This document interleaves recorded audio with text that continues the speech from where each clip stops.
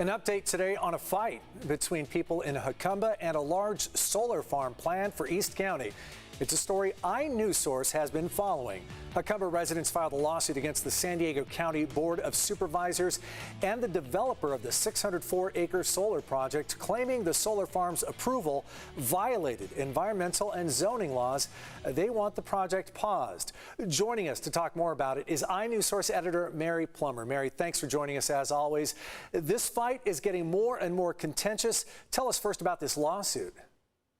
Yes, Carlo, the lawsuit was filed late yesterday in San Diego Superior Court, and it centers on whether or not the solar farm's approval violated environmental and zoning laws. The community members who filed the lawsuit contend that the San Diego County Board of Supervisors acted illegally when they voted to approve the solar farm project last month. They've got two demands here. Number one, they want the judge to declare that the supervisor's unanimous approval of the project violated laws. And number two, they want to pause the solar farm project. They want to block it until it comes into compliance.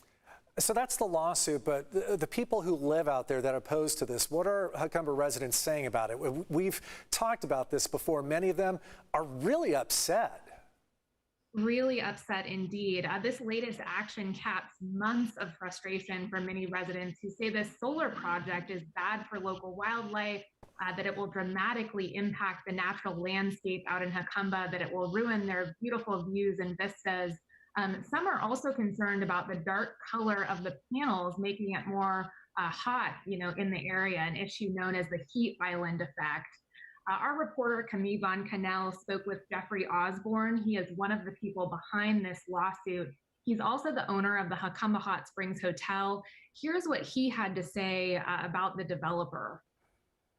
I feel like they completely ignored us. There's literally not one consideration in this project by the developer of this town.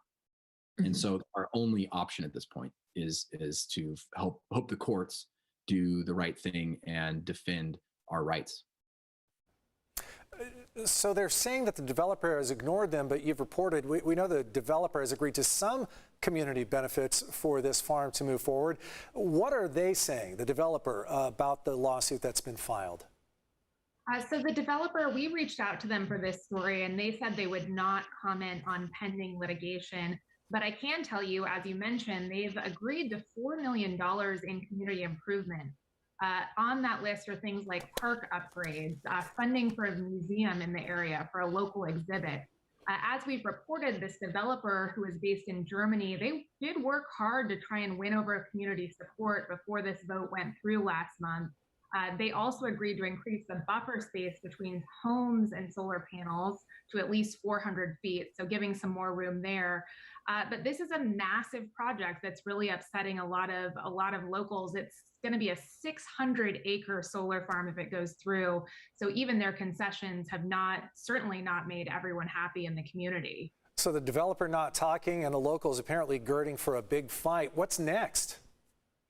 The developer wants to break ground on this solar farm early next year and have it up and running by early 2023.